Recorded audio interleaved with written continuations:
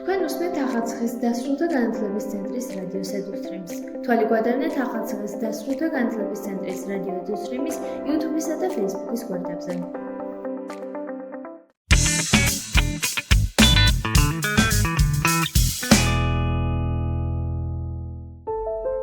დღევანდელ გადაცემაში მოისმენთ რუბრიკას ხვალ ვიწყებ დიეტას.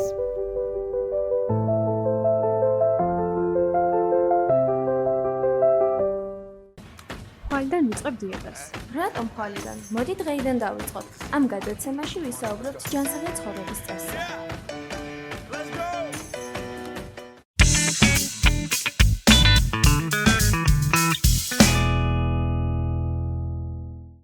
მოგესალმებით, ეთერშია გადაცემა ხვალ ვიწყებ დიეტას. მე კი მისი წამყვანი ნანა ყავრელიშვილი ვარ. დღევანდელი ჩვენი გადაცემის თემა ეძღვნება ბარიატრიულ ქირურგიას. როგორც იცით, 21 საუკუნეში ჭარბიწონა ერთ-ერთი პანდემიის საკითხადაც კი იქცა. არაერთი ვარჯიში, დიეტა და სხვადასხვა აქტივობები არსებობს, რომლის დახმარებითაც შეიძლება წონა დაიგდოთ, მაგრამ ბარიატრიულობა ქირურგიამ თითოეული მათგანი ჩაანაცვლა და დღესდღეობით ერთ-ერთ ეფექტურ საშუალებად ითვლება.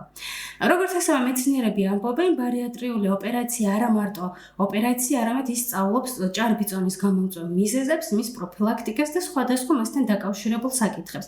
ამასთანავე აღნიშნავენ, რომ ადამიანებს სწორედ 70-80%-ის დაკლება შეუძლიათ ზედმეტი წონის. დღეს ჩემი გადაცემის სტუმარით სწორედ გახლავთ ადამიანი, რომელმაც რამდენიმე წლის წინ ბარიატრიული ოპერაცია ჩაიტარა და დღესდღეობით უკვე ლამაზად გამოიყურება.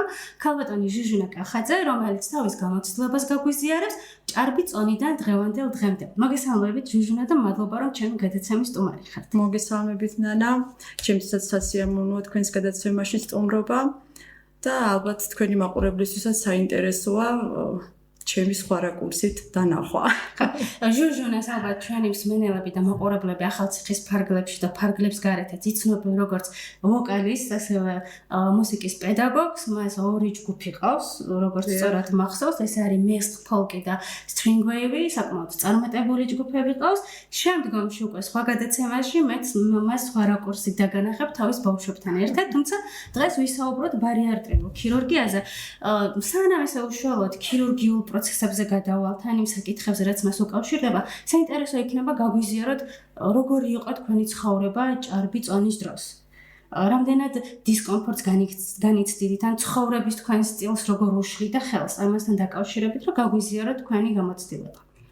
დიახ, ნანა, ზოგადად მე ძალიან თავისუფალი ადამიანი ვარ და ვფიქრობ, რომ არ მაწუხებს ზედმეტი კომპლექსები და ასე შემდეგ.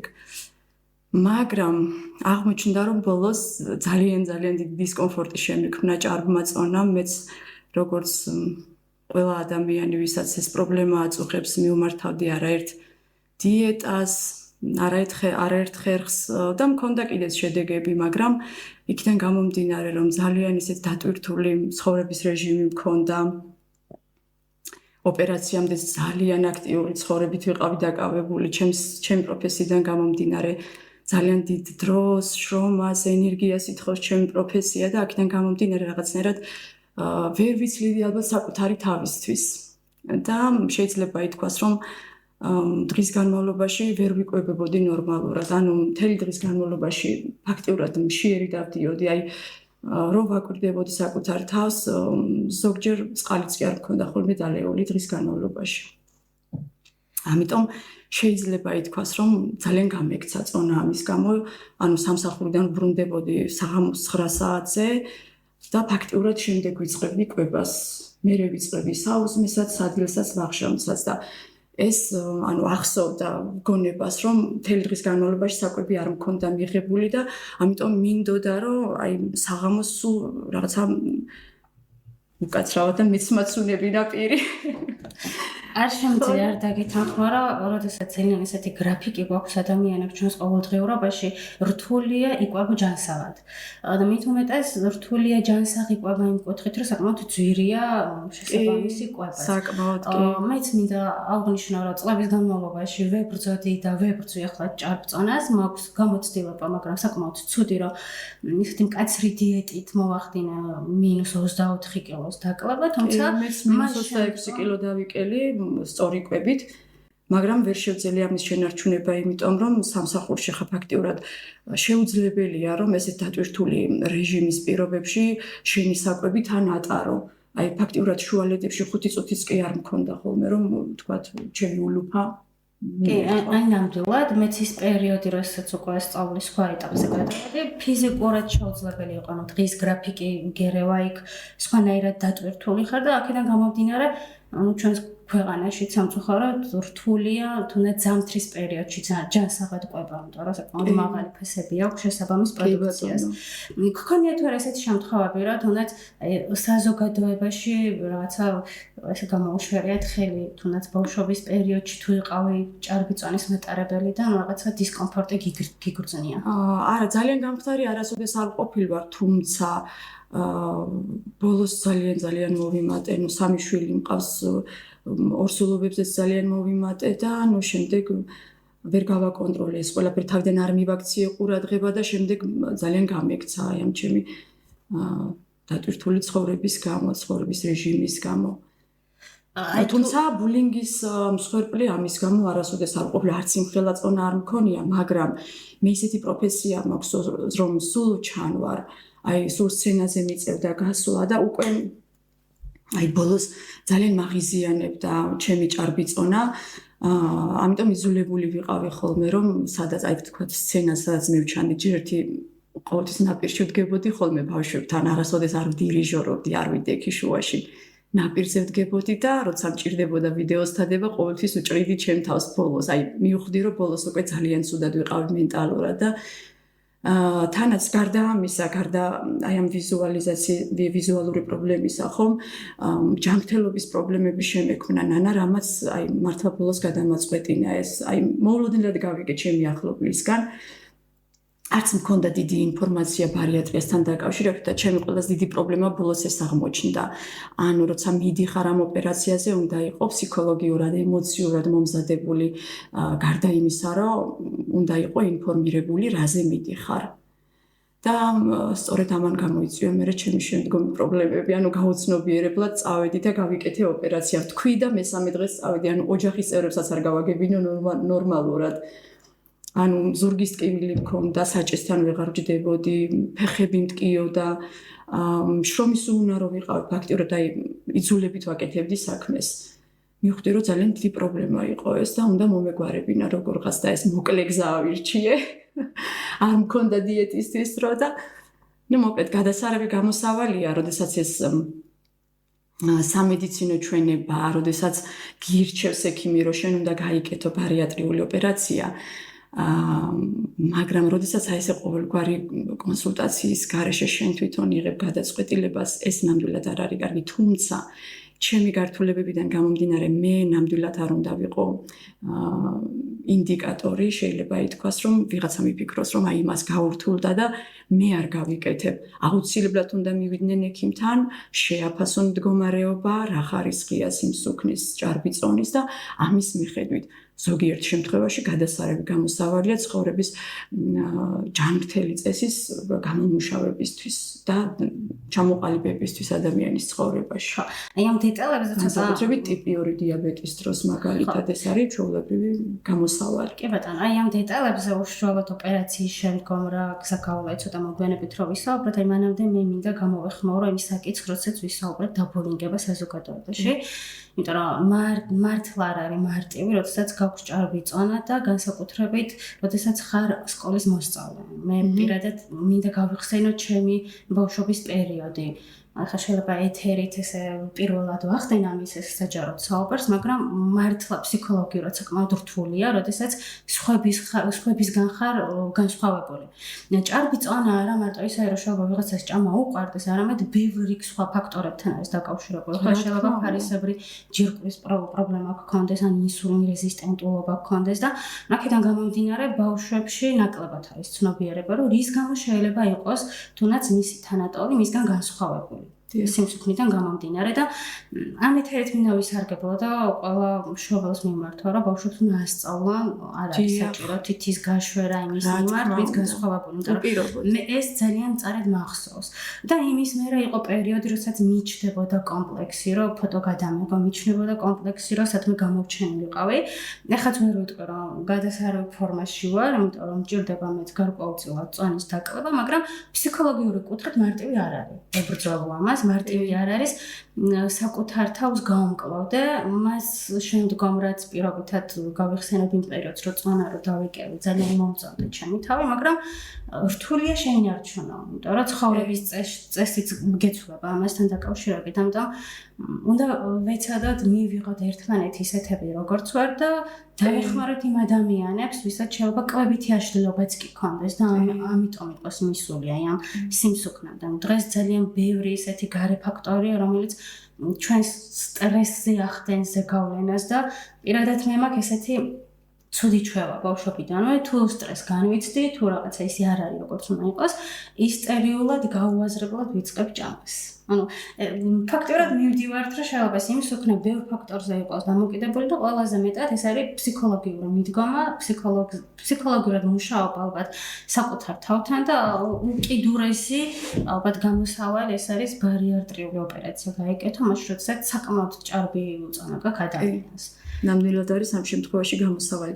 ნანა, ბულინგთან დაკავშირებით მე ნამდვილად არ გამომიცდია და პირიქით ახლა აქედან მივმართავ ჩემს მოსწავლეებს, ჩემს ახლობლებს, ჩემს მსმენელებს, ვინც მიცნობს ახლობლებს, რომ ვიცი რომ გენატრებით ისევ ისეთი და ძალიან ხშირად თქვამთ ეს ჩემთვის, თუმცა ჩემი მენტალური მდგომარეობისთვის, ჩემი ცხოვრების ხარისხის გასაუმჯობესებლად ამის გაკეთება ნამდვილად ღირდა, თუმცა აი ამ რისკებს ვერასოდეს ვერ გათვლი წინასწარ, ნამდვილად ვერ ვიფიქრებდი ახლა მე რომ დავშვათ აი ესე გამირთულდებოდა და შეიძლება ითქვას ჯოჯოხეთის გამოვლა მომიწევდა, მაგრამ აი ამ გართულებებზეც რომ ვისაუბროთ, ყველას შეიძლება ზუსტად ისე არ გაუმართლოს, რომ მოვადინოთ და ნებისმიერ ოპერაციას შეიძლება მოყვეს გართულება და ეს ნორმალურია ხო სამედიცინო სფეროში. ამიტომ გაგვიზიარე რა რისკებთან იყო დაკავშირებული. შენ ასევე ახსენე, რომ ექიმთან კონსულტაცია არ გაგივლია. კი, არ გამივლია. თუმცა სანამ რა თქმა უნდა ეს პაკეტში შედის, როდესაც მიდიხარ შენ ბარიატრიული ოპერაციის გასაკეთებლად, აუცილებლად გახვედრებენ ფსიქოლოგს და სხვადასხვა პროფილის ექიმებს, ენდოკრინოლოგს და ასე შემდეგ. მე გავიარე ეს ყველაფერი ფსიქოლოგსაც შევხვდი. ნუ იქ თავისთავად იყო ხა ენის ბარიერი თარჯიმანი კი მახვდა, მე თურქეთში გავიკეთე ეს ოპერაცია ქალაქ ორდუში. მაგრამ იმდენად მოტივირებული ვიყავი, რომ მე ეს ოპერაცია ნამდვილად უნდა გამეკეთებინა, აი ყველაფერზე უპირობოდ. დიახ, თანახმა ვარ. და გავიკეთე, მაგრამ მოყვა ძალიან ისეთი გართულება, აბსესი მქონდა მუცლის ღრუში და მადლობა მინდა საჯაროდ გადაუხადო ჩვენი ევექსის კლინიკის ექიმებს, კალბატონ თეაფერიაშვილს, ასევე სერგო ექიმს, რომელმაც დააფიქსირეს პირველად და ასევე ჩემს მეგობარს ნინო ბეგიშვილს, რომელმაც ძალით წამიყვანა სახლიდან, რომ გადამეღო კატე. და აქედან აღმოჩნდა, რომ ანუ უზარმაზარი აბსესი მქონდა შუა საყარში. სასწრაფოდ დაუბრუნდით ისევ თურქეთში და ნუ მოკლედ კარგი ის არის რომ თვითონ ამ ჩემმა ქირურგმა მიუხედავად ანუ აღმოჩნდა რომ ისე მისი დანაშაული იყო, იმიტომ რომ აღმოჩნდა რომ მე ვფიქრობ რომ ნაკერის უკმარისობა მქონდა. არ შეხორცდა ნაკერი და ასევე მქონდა საყლაპავის თიაქარი განმივითარდა ამის გამო და მუდმივად ჟონავდა საკვები ნაკერიდან და პებოდა და აქედან იწყებოდა მერე სეფსისი და ეს განმეორდა 6 ჯერ, ანუ ფაქტიურად 1 წლის განმავლობაში კლინიკაში ვცხოვრობდი და ეს აი ძალიან სიკვდილის სიცოცხლის ბრძოლა გამოვიარე ფაქტიურად და კარგად მართეს მაინც ჩემი სიტუაცია თურქეთში და საკმაოდ რთული გზა გაგიარა, იმიტომ რომ მარტივი არ არის მართლაც სიცოცხლის ბეწოზე გაიარა. ანუ ვერ ვაცნობიერებთ იმას, ანუ ინფორმატიულობა აუცილებელია, იმიტომ რომ ვერ გავთვალე ის რომ ანუ უნდა იცოდე რომ კუჭს არა მარტო მომნელებელი ფუნქცია აქვს, ანუ უდიდესი ნერვული და ენდოკრინული ფუნქცია აქვს. ნორმალურ შემთხვევაშიც კი მაინც ძალიან რთულად მიდის პოსტოპერაციული პერიოდი, იმიტომ რომ ანუ ზოგს ნერვოზი ემართება, დავუშვათ რა საკვების რა ულუფასაც ხარ მიჩვეული, თუნდაც ის რომ საკვების რა ულუფასაც ხარ შენ თვალით ვიზუალურად მიჩვეული, რომ ეს უნდა მიირთვა, ვეღარ მიირთმევი მრავლდენობის საკვებს. თავდაპირველად თორემ ანუ ეტაპობრივად მე რა თქმა უნდა ჩვეულებრივად როგორც ნორმალური ადამიანები იკვებებიან, ისე ვიკვებები ახლა, თუმცა თავიდან ძალიან რთულია ამ ეტაპის გავლა, თუ ფსიქოლოგიურად და ემოციურად არ ხარ ამისთვის მზად და ამ კუთხით არის რთული. და ჩემ შემთხვევაში ფაქტობრივად სიკვდილის სიცოცხლის ბრძოლის გამოვლა მომიწია აი ამ გართულებების გამო და ყველაფერი ერთდროულად გამოვიარე. ეს პოსტოპერაციული პერიოდი რამდენ ხანს გრძელდება იმ ფაქტორის გამოკლებით, რომ შენ საკმაოდ რთული გზა გაიარე. ნორმალურ სიტუაციაში ანუ კლების პროცესი ოპერაციის შემდეგ წელიწად ნახევარი იკლება, ანუ ნორმალური ესეა. და ჩემ შემთხვევაში მე 6 თვის განმავლობაში დავიკელი ძალიან დიდი წონა. 6 თვის კი არა, 4 თვის განმავლობაში. და მიუხედავად ამისა, მაინც ნორმალური ფორმებით დავიკელი და აღვიდგინე. აი აბსოლუტური ტრანსფორმაცია მოხდა ჩემ შემთხვევაში ჩემი ვიზუალიზაციის და ფიზიკურობის. ანუ ზოგჯერ როცა ვუყურებდი საკუთარ თავს სარკეში, მე თვითონაც ვერ ვცნობდი და ვფიქრობდი რომ გავგიჟდი. ანუ ძალიან შევიცვალე აი ამ ავადმყოფობის პერიოდში, სახე შემეცვალა. ეს შენს ენერგიაზე როგორ აისახა? შეიცვალა თუ არა, მას შემდგომ შენი ფიზიკური დატვირთვა, ან რამდენად უფრო ენერგიული გახდი, რამდენად უფრო შრომის უნარიანი გახდი. ანუ რო შევადაროთ აი ჭარბწონის დროს და ჭარბწონის შემდგომ შენი ცხოვრების სტილი როგორ შეიცვალა? იმიტომ რომ რეალურად ჭარბწონა ბევრ რამეში შლის ხელს. აი მე მაგალითად მახსენდება ბავშვობის პერიოდში, რომ ბევრი სპორტული აქტივობით იმიტომ ვერ კავდებოდი, რომ კომპლექსი მქონდა და მეორეს მხრივ, იმიტომ რომ რაღაცა სუნთქვის უკმარისობა შეიძლება დამმართმა და აქედან გამომდინარე, ანუ ალბათ ძალიან დიდ ცვლილებასაც იგრძნობდი. როცა გაქვს ჭარბწონა, ცოტა ენერგიაც ნაკლები გვაქვს, რაღაცა გეზარება, რაღაცის კეთება და ასე შემდგომ და როცა უკვე კარგი ფორმები გაქვს და საკუთარი თავით რომ მოხდეს საკეში, ხო? სუბუქი ხარ და ხასიათიც ალბათ შესაბამისად კარგი გაქვს. რო შეგვიდა რომ აი ეს ორი შენი ცხოვრება ჭარბწონის მქონე ჟუჟუნა და დღევანდელი ჟუჟუნა. არა ნანა, მე ამას ნამდვილად ვერ ვიტყვი, იმიტომ რომ მაშინაც ამ პროფესიაში ვიყავი, ახლაც ამ პროფესიაში ვარ და მაშინაც ვერ ვუღალატებდი, ვერ ჩავა, ანუ რიტმს ვერ დავაგდებდი და ფაქტიურად ჩემმა სამსახურმა გადამაშნა, აი უდიდესი წვლილი მიუძღვის, სულ ვამბობ რომ აი ყველაზე კარგი სამსახური მაქვს. იმიტომ რომ აი ამ სამსახურის პირობებში გავიარე მე რეაბილიტაციის პერიოდი შეიძლება ითქვას. ჩასაბერი საკრავები, ანუ ორი სიტყვიანი ფრაზის გამღერება არ შემეძლო, არ მყოფნი და სუნთქვა. ძალიან ცუდად ვიყავი და ამ სამსახურმა გამომისწორა ეს ბავშვებთან ურთიერთობა. აი სულ მეუბნებოდა ჩემი ექიმი რომ ძალიან კარგი, აი აუცილებლად გადის სამსახურში, მიუხედავად იმისა, რომ არ მქონდა მე მაგის ძალა, აი სუთაუბრ მეხვეოდა და რეპეტიციაზე უკვე ბავშვებმა იცოდნენ, რომ თუ თაუბრ დამეხვეოდა, სკამი უნდა მოეშველებინათ. თანდათან მოვედი ენერგიაზე და ეხლა გადასარევად მოგიწევენ ჩემს საქმეს, გასტროლებსაც კი აწყობ უკვე თუმცა გამოგიტყდები კი, რომ ძალიან დიდი დისკომფორტი იყო ჭარბწონა ჩემს ცხოვრებაში, მიგდებდა ცხოვრების ხარისხს და დღეს მიუხედავად იმისა, რომ ძალიან დიდი ბრძოლა გამოვიარე, კმაყოფილი ვარ და ვურჩევდი ალბათ თუ გაცნობიერებული აქვთ ჭარბწონის ადამიანებს, რომ ეს ანუ ჭარბწონა უფრო მეტ დისკომფორტს და პრობლემას თუ უქმნის თავიანთ მენტალურ ჯანმრთელობას, ფიზიკურ ჯანმრთელობას, რატომაც არა აუცილებლად უნდა გაიკეთონ ბარიატრიული ოპერაცია, თუმცა ჩემსავით გაუცნობიერებლად არ უნდა გააკეთონ ეს და ფინანსებით ალბათ შესაბამისად არც ის ხელმისაწვდომი იქნება ხო ყველასთვის. და იცი რაც გკითხავდი, რა გენატრება ახლა ყველაზე მეტად კვების ხარ? თუ რამე შეიცვალა? არაფერი არ მენატრება საერთოდ, ყველაფერს მივირთმევ. უბრალოდ მცირე ულუფებით. აი ჭარბწონის დროს ალბათ უფრო მეტად გიჭირდა კონტროლი კვების დარეგულირების. კი, რა თქმა უნდა, ამან გამოიწვია საკითხთან დაკავშირებით. კონტროლი ეხლაც მიჭირს, იმიტომ რომ მე უნდა მივირთვა ყოველ 1 საათში, ყოველ 2 საათში მაქსიმუმ და ეხლაც არ მაქვს მე ამისი საშუალება. თუმცა რაღაცნაირად უკვე ვაბალანსებ ამ ყველაფერს და ვცდილობ რომ წავიხემსო ხოლმე როცა დრო მაქვს და ეხლა მცირეულობები მყოფნის რომ 1-2 გლუკმაც რომ მივირთვა ჩემთვის საკმარისია უკვე და რაც ყველაზე მთავარია დღის განმავლობაში აუცილებლად უნდა მიიღონ საკმარისი რაოდენობის სითხე. და ამასაც ვცდილობ რომ გავაკონტროლო. თუმცა მარტივი მაინც არ არის. მარტივი ნამდვილად არ არის, კი. მარტივი ნამდვილად არ არის. აი დაახლოებით რა პერიოდი დაგჭირდა სრული რეაბილიტაციისთვის ის რა გზაც გამოიარა? მაგის გათვალისწინებით. მე რა გზაც გამოვიარე მაგის გათვალისწინებით დამჭირდა 2 წელიწადზე მეტი. იმიტომ რომ 1 წლის განმავლობაში ფაქტიურად საავადმყოფოში ვიწექი, ანუ ჩამოვიდოდი თუ არა 1 კვირა ვერ ვჩერდებოდი და ისე მირთულდებოდა და მივდიოდი და ესე გრძელდებოდა მთელი 8 თვის განმავლობაში.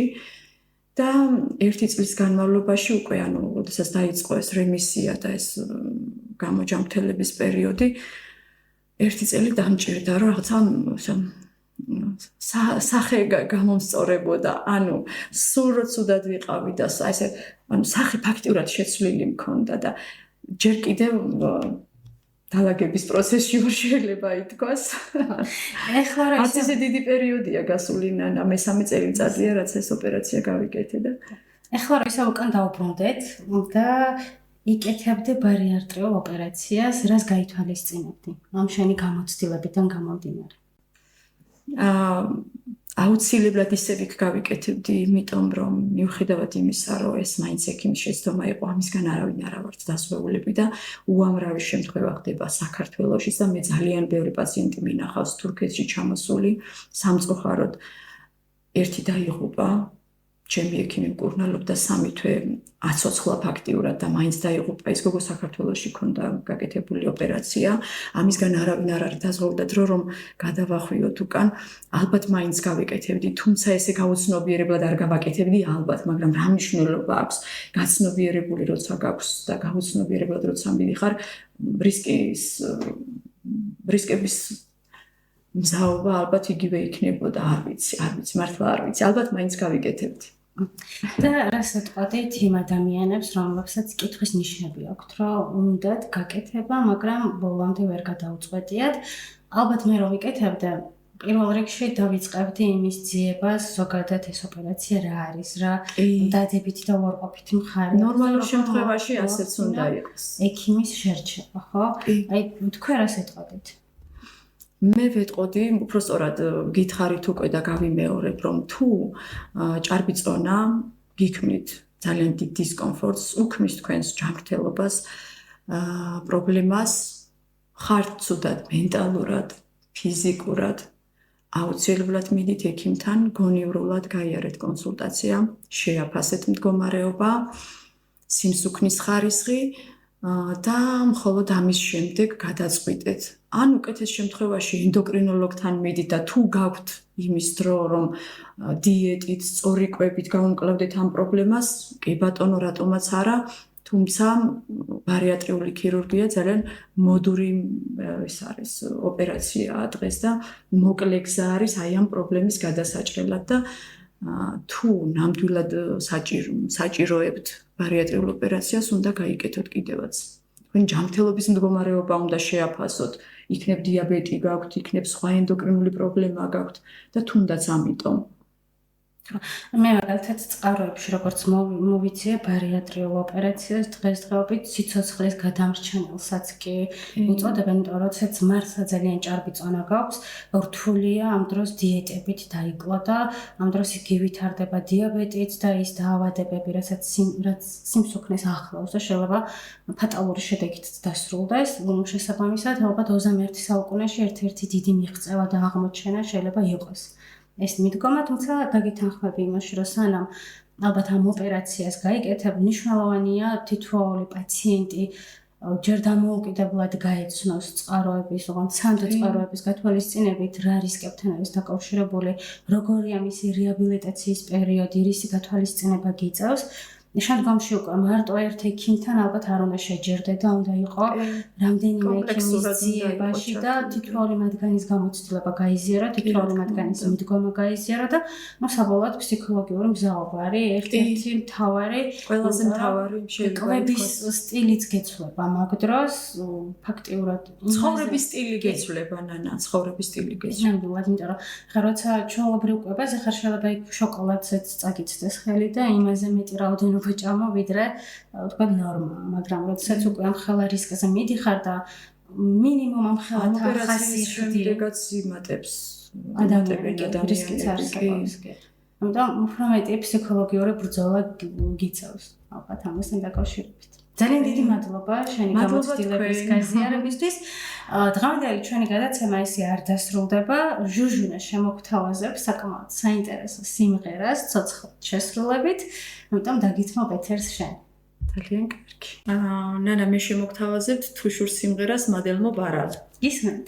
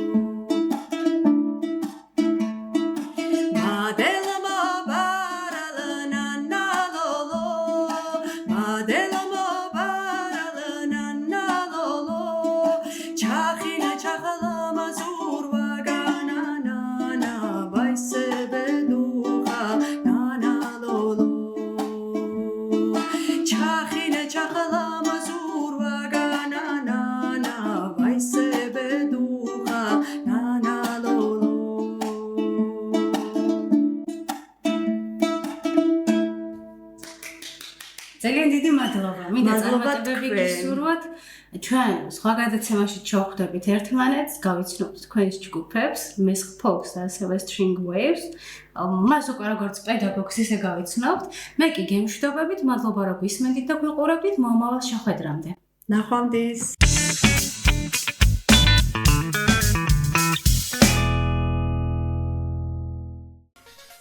გადაცემა მომზადებულია ახალწლის დასრულთა განათლების ცენტრის მიერ პროექტის რადიოს ძალის ფარგლებში. რადიო ფუნქციონირებს გერმანიის საგარეო საქმეთა სამინისტროსა და დილების საერთაშორისო მხარდაჭერით. თვალე გვადანეთ ახალწლის დასრულთა განათლების ცენტრის რადიო დისტრიმის YouTube-ისა და Facebook-ის გვერდებზე.